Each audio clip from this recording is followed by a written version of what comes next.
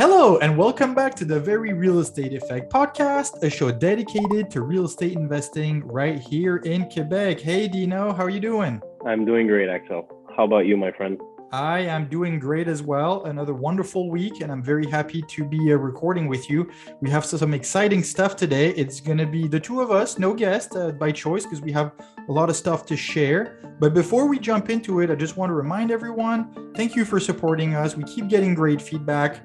Share it with a friend, follow the podcast, subscribe, send us some feedback. If you have ideas of guests, it's always welcome to, or topics that you'd like to know more about, please let us know. Oh, so there you go. Thanks a lot.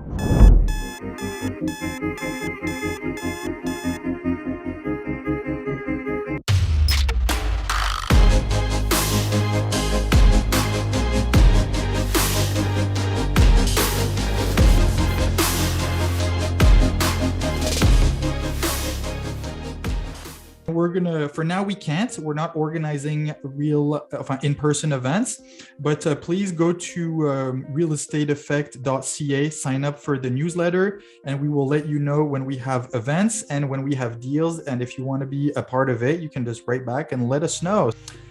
Maybe we should do a virtual one. We will actually.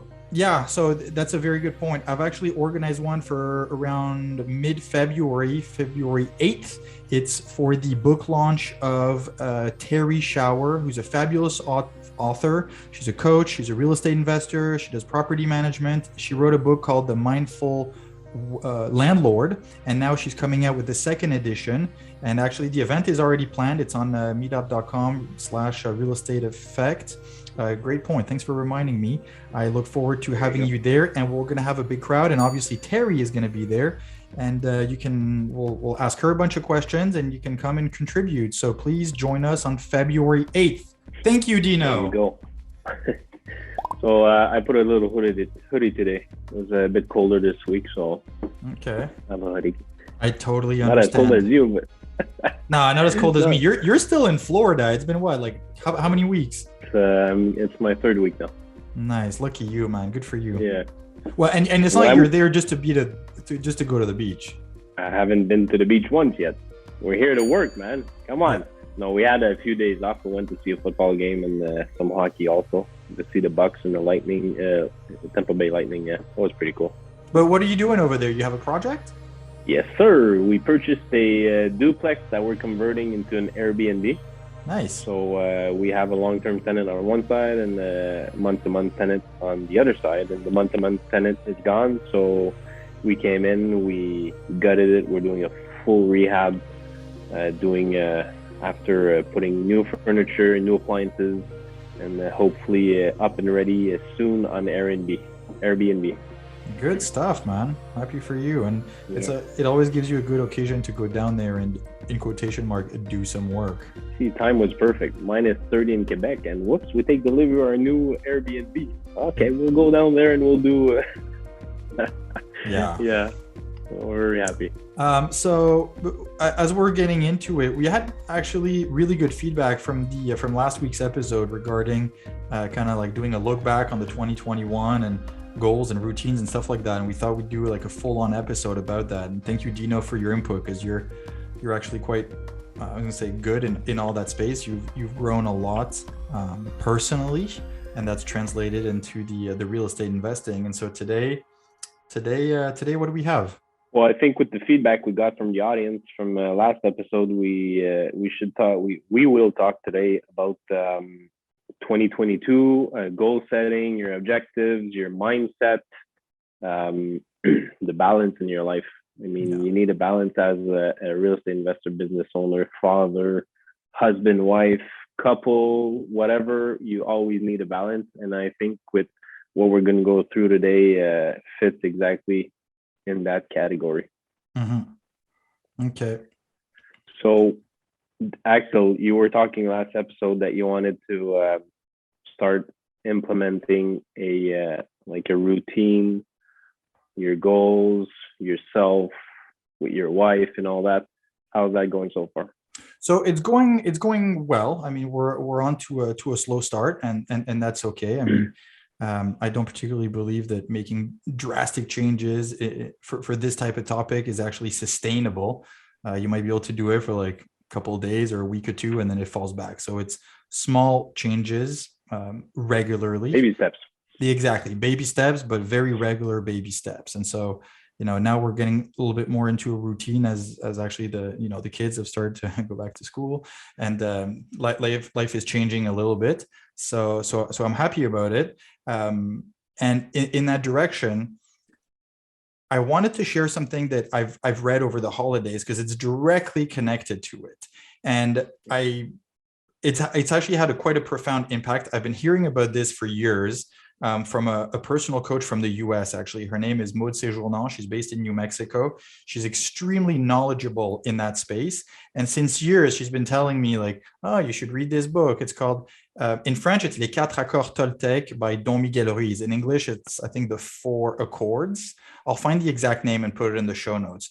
And basically, Don Miguel Ruiz is a gentleman who's from Mexico, from Teotihuacan, I believe, who's learned a lot from the previous civilizations, and he's simplified in a way life teachings into four of them. And again, like it's a tiny little book. It's like, at least the one I read is like the short version. It's around 80 pages. You can read it in 3 hours, and it summarizes everything into 4 points. And I just wanted to share it with you because as we're in 2022, it's, well, one, I recommend the book, but two, it made a difference for me and I wanted to share. So the first one is actually really simple. They're all really simple.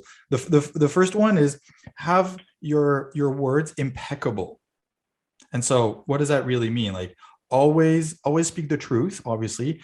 Don't lie, don't say anything bad. And sometimes, we blur out stuff. We're like, oh no, I didn't mean that. Well, if you didn't mean it, don't say it.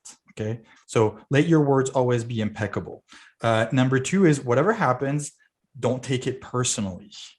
Very important, because we all have the tendency to think like, wow, what does he have against me? Or why this or why that? It's like, it's got nothing to do with you. It's the situation, it's him, it's her, whatever it is. The third one is do not make assumptions. And God knows I've been tricked in the past because I've made false assumptions. And the fourth one is always do your best, whatever it is. And obviously they all sound super simple. You can read the book about it because he explains each one of them into about a long chapter each, and he goes into a lot of detail. And it's so applicable for the real estate investing, because when we're negotiating, we're doing an acquisition, we're negotiating with tenants, like with the supplier, whatever it is, all those themes and accord actually come into play. And I like to think that in 2022, I'm actually going to be able to improve and be a slightly better person because I actually put this into practice. Great words of wisdom. But you see, small book, 4 things, keep it simple. Yeah. Don't overthink it or complicate it, or, I mean, come on, just short and sweet is great. And you said at the beginning also, baby steps. I mean, baby steps, one step at a time. Yeah, I love it. I didn't read that book. I'm actually going to read it for sure. I can't wait to read it. It's a small book, so. Oh yeah, no, it's easy read. It's a small book, and haven't read this one. Now I almost feel like I should pick up the full version and go through it. Oh, there's a full version too. Yeah. Okay, cool. I'll stick with the small book. Cool. What about goal setting? Did you do some goals? Yeah, we did our goals. Yeah, we did goals with my wife. We always do it in the first week of January. We think about it individually, and then we actually come together and we share our list into different categories. To be very honest, I don't particularly want to share them with everyone because I find it's rather personal. We have some in the personal category. So personal, like as a couple, the two of us. We have some individually, and then we have some for the business and the real estate. And it's as simple as, hey, we really need to make a point of committing to taking like 1 weekend off per month without the kids. That's an objective, and pretty cool. Yeah, it's as simple as that. And it's made a difference, and it's super helpful, obviously, to go back on them and to say, what is it that we wrote? What is it that we've already done? And then kind of do like a quarterly review, and at least a semi-annual. So by the time you get to the summer, you're like, hey, let's pull those objectives. Like, how are we doing on it? Ideally, you want to write them and see and look at them every day, because that's a big motivator. Or put them on a piece of paper in the back of the door in the bathroom. So every time you sit down, you'll be reminded. Yeah, I totally agree. Uh, I have something similar too. I have goals for 2022. Yeah, how do you We organize divided. it? Well, I divided mine business and personal. So what I like doing is writing them down. So I'm going to start thinking about my next year goals probably around the beginning December, Mhm. and it plays in my mind a long time. And by the end of the month, and especially that in December it's the holidays, so we take some time off. So I'm not like not working, not plugged in front of my computer, and it gives me time really to relax and really think over my year. What I've accomplished, what I could have done better, um, and it brings me to the year after, and where do I see myself next year, and what do I want to accomplish, but business wise and personal. So I just write them down. I write down personal goals, boom, boom, boom, boom, boom, and professional goals, boom, boom, boom. And I actually put them on my in my office on the wall, and I look at them every day when I'm working. Yeah. And obviously, my business are divided by, like, let's say I want to buy properties in the US, or let's say I want to buy Airbnbs. And so I divide that, and I have a graphic, then I put, and if it's financially, well, I might have a thermometer that I want to fill up as the time goes. But I'm a visual guy, and I actually believe that it's very important to write them down, and to look at them constantly. And I also believe in vision boards. I have vision boards. I have a personal vision board, but I also have a shared vision board with my wife and kids. Okay. So I have two. Can you tell us a little bit more, for those who are not familiar, can you tell us a little bit more about what is the vision board? How do you do it? What is it supposed to represent? Sure. I'll go the way I do it, because it's not a, you do it the way you want and what you're comfortable with, what are your goals are. I'm a bit older fashioned on this. I bought like a big white cardboard, and I start visioning what I want to do with my life, or what my objectives are.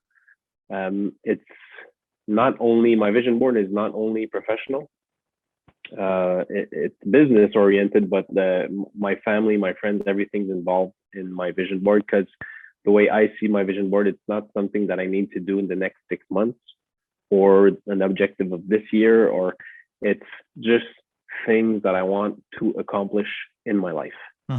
And I just put it there. And you know what? One day I'm going to accomplish it.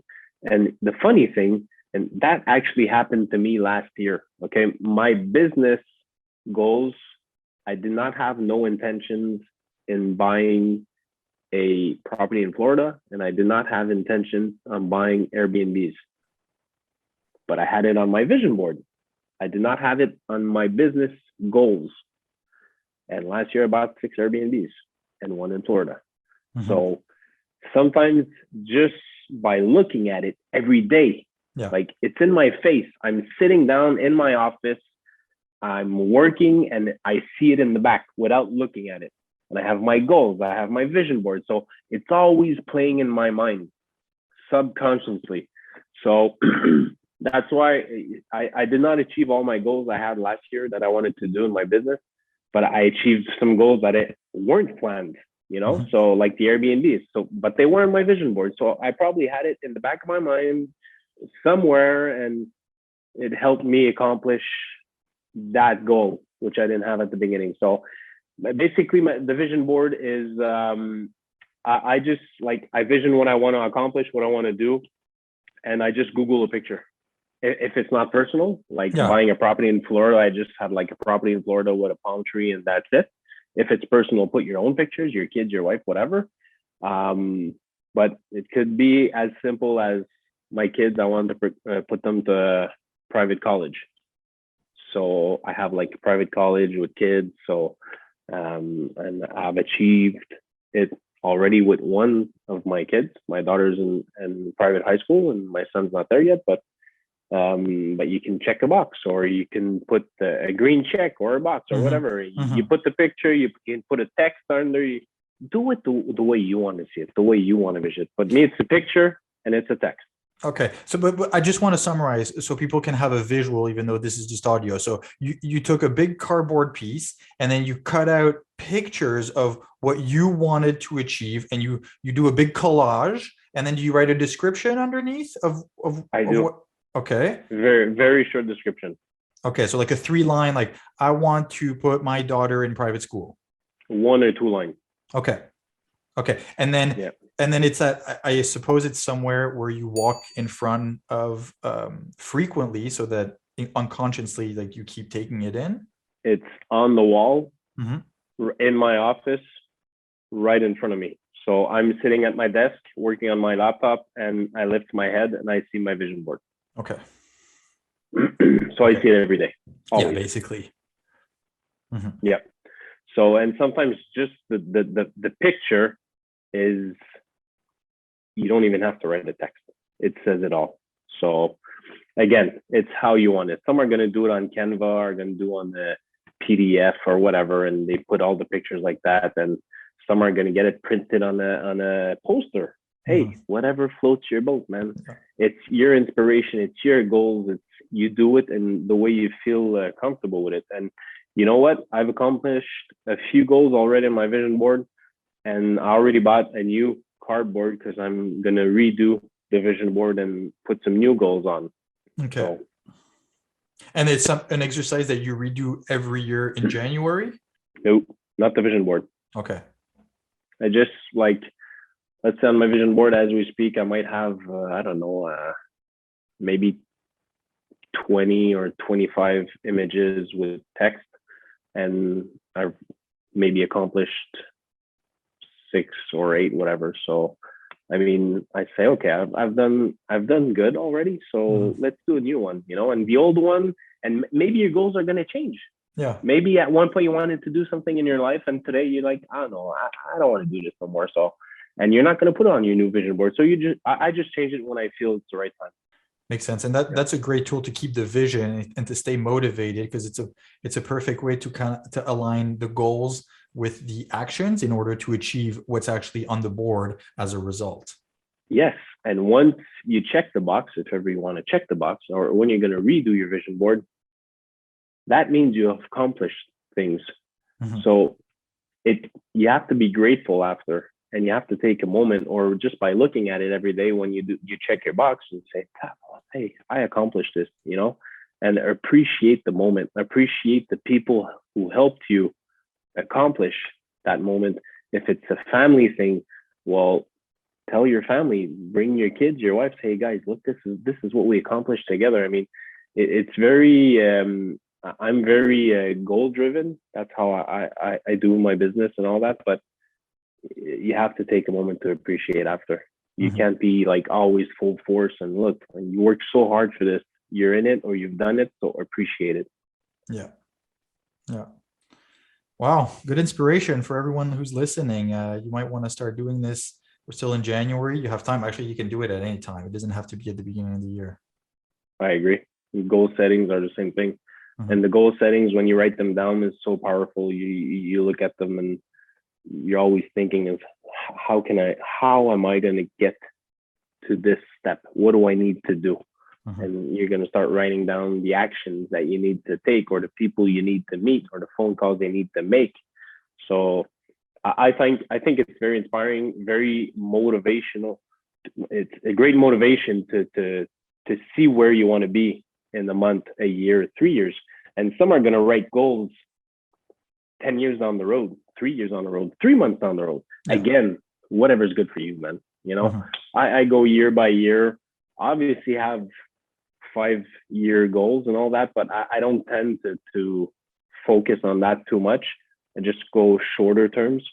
Yeah, but it's still important to know, like, where do you want to be 5 years from now, 10 years from now, or even, I hate to use that word, like when people say, oh, well, by the time I retire, I want to have, like, 10 million of assets. Like, yes. But at the same time, you might be able to achieve that like 10 years before that, I mean, what does retired mean for you? Yeah, me, it doesn't mean anything. I'm going to work until the end, because I otherwise I know I'm going to get bored. I just love what I'm doing. I consider in a way that I've already retired. Yeah, no, I agree. Because people, again, people are going to say, look, I'm not working, I'm having fun, so I'm retired. Fine. Some people work, they love what they do, they're still working, but they love what they do. So for them, it's retirement. Whatever's good for you, man. Yeah. I'm free of my time. So for me, I'm rich. I'm a millionaire, man. Exactly. I'm free of my time, you know? So that's what important. And hence why it's important to be able to decide on what are priorities. And if it's for a lot of people, it's their time management. Like I get to decide how I allocate and spend my time. So what does it take to actually achieve that? Yep.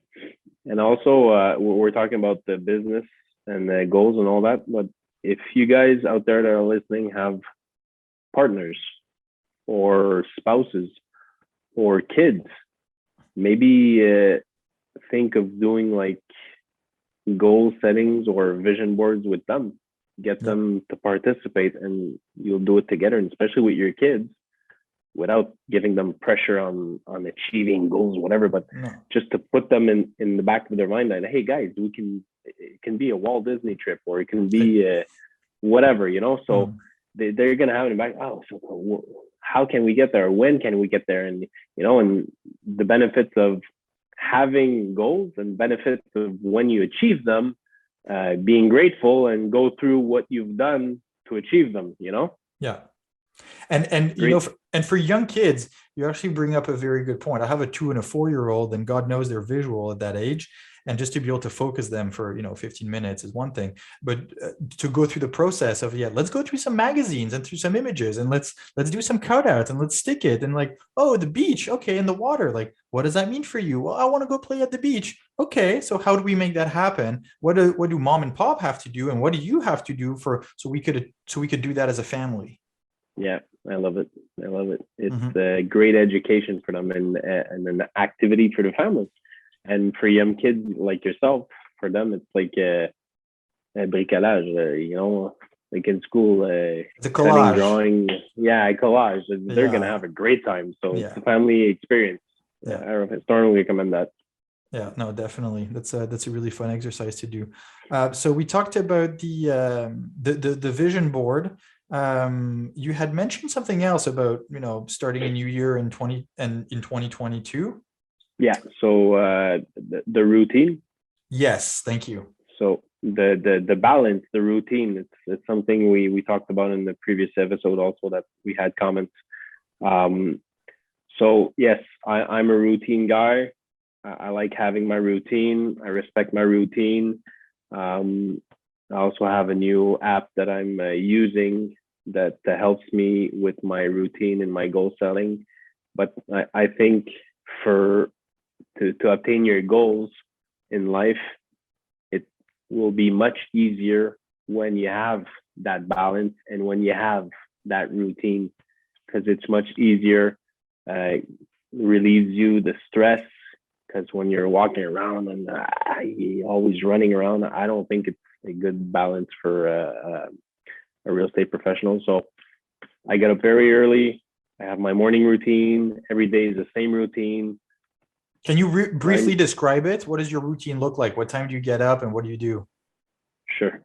I get up at 5 every morning, Mondays to Fridays. Have my coffee, because I love coffee. Smells great and the taste is awesome. Probably if I wouldn't take it, I'd be grumpy maybe. But hey, I do a bit of reading, like half an hour reading. And after I do some stretching, and after I get my morning call at 6 o'clock on a mastermind, 6 to 7. At 7 o'clock, I spend some time with my wife and my kids before they go to school. So in the kitchen, preparing lunch, having a discussion. And roughly 8:30, everybody's gone, and I start my day, and I focus on my day. And by having that type of balance and that routine, helps me out. 2:30, everything is closed, and at 3 o'clock, I go greet my son at the bus stop, and the day's over, man. Yeah, finished. Again, quality time for me is very important, especially with my wife and kids. That's why we get into business, and that's it. So by having that routine and that balance, It helps me achieve everything I need to achieve during my day. Now, don't get me wrong. We have these events, like we do our networking events at night, 5 to 7, 5 to 8, whatever. But by having that balance in my life, being home, ready, helping, present with my family, it helps me being able to be with you guys after doing all these networking events. Yeah. And time flies, man. So you really have to take every moment you can with your kids and your spouse. It's very important that balance. I'm always saying balance, but balance is like the key, I'm telling you. Mm-hmm. Yeah. So that's pretty much my routine. Saturdays and Sundays, my wife and kids. Exactly. And hockey. It's for you. It's for quality time, and it's also important, as you said, to have that balance and that safety valve of like, it's okay to get up later on the weekend. You want to sleep in. You want to cuddle in bed. You want to do all these things. And this routine, guys, I've been doing it for a few years now, but it did not take me 5 minutes to do that. Mm-hmm. It takes some time. So all the people are listening right now, and they say, what, they get up at 5, this guy's crazy and all that. But it takes some time. You have to give yourself a chance and do the baby steps. Maybe 5 is too early. Maybe for you it's 7. You know what? Yeah. Fine. Yeah. Don't worry about it, man. You whatever fits with your lifestyle, your needs, your family's needs, whatever you just put in a routine, put in a balance. Try to think about your health, your mental health, your physical health. Think about your nutrition. Think about your family, your love, your friends. Balance all that out, how good you can do it, and just respect it. And if you skip a day, you skip a day, man. Life is great. Don't worry about it. But at one point, by practicing it, writing it down, you're going to accomplish it, and it's going to be anchored in you after. And you're going to keep on risk. Yeah, exactly. You want it, and you feel bad. And it's funny you share it this way, because there's been times where I had to get up much earlier to do whatever. I had some commitments, and I remember exactly what you said. Like by 2:00 in the afternoon, I was like, oh my God, I feel like I've achieved so much today. Why don't I just do that every single day? And it's like, that's the catch-22. Like, well, why didn't I? And I'm not going to answer that question. But I remember that feeling of like, wow, I feel on top of the world just because I started much earlier. And by, in some books, it's the Miracle Morning Routine by L. Rod. And he's saying like, people who do this properly, by 9:00, they've done 80% of their day. The big decisions, the big thinking, sometimes the writing, you have some important emails to write. You have to connect with people. If you do it early in the morning, actually, again, like by noon, your day is over, and you've only been up for 7 hours if you got up at 5, and you've done a lot. And that's where you focus most, early in the morning. Mm-hmm. Not exactly when you wake up, but maybe a few hours or once you woken up. That's where your focus is all at. I mean, it's not at 4 p.m. You're going to answer a very important email, and it's in the morning. And for all these working maniacs, workaholics, which is very bad, by the way, my personal opinion, they're going to say, okay, but you finish your day at 2. What do you do after? Oh, buddy, read a book. Yeah, spend some quality time. Yourself. Yeah, exactly. Mm-hmm. You don't have to work 9 to 5 every day. You can finish at 2, at 5, at 7, whatever is good for you again. And as you said, there's also a time in evolution. Like I know I've said it already multiple times. I have 2 young kids. It's important for me to spend time with them.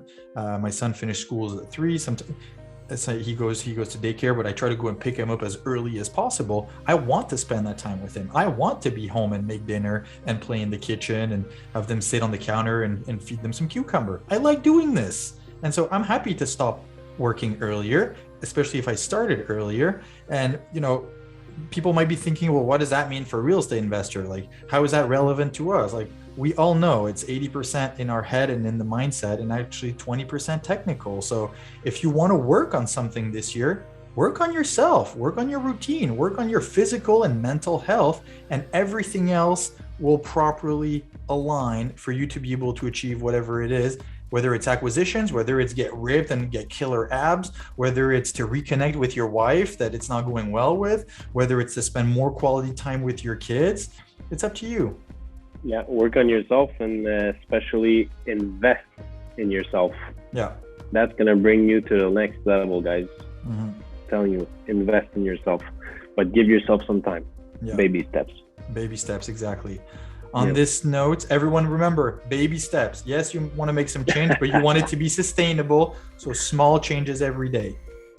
Yeah, I agree. And balance. Balance is the key, guys. It's not a recipe you find on the internet. It's a balance that's going to fit with your lifestyle, with your family, your friends. Balance. Yeah. Oh, good. I'm so happy we had this conversation, and hopefully it will inspire a lot of our listeners. You can make a difference. It's all up to you.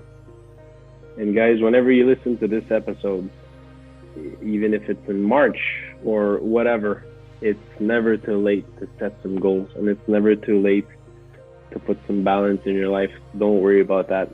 Don't wait until next year. Just start doing it, man. Yeah. Write it down and think about it and just do it. And guys, if you like this show, please share it with someone, inspire someone, help someone, write us a review. Tell us who you want us to have on the show, what topics you want us to discuss on this show. But listen to it and tell others to listen to it. We appreciate it. We like your feedback, and hopefully you enjoyed it. Yeah. On this note, thank you very much, Dino. It was a really fun one. And keep listening. And everyone out there, we will talk to you again next week. Now go make some offers and go make some acquisitions. Thank you and have a wonderful day.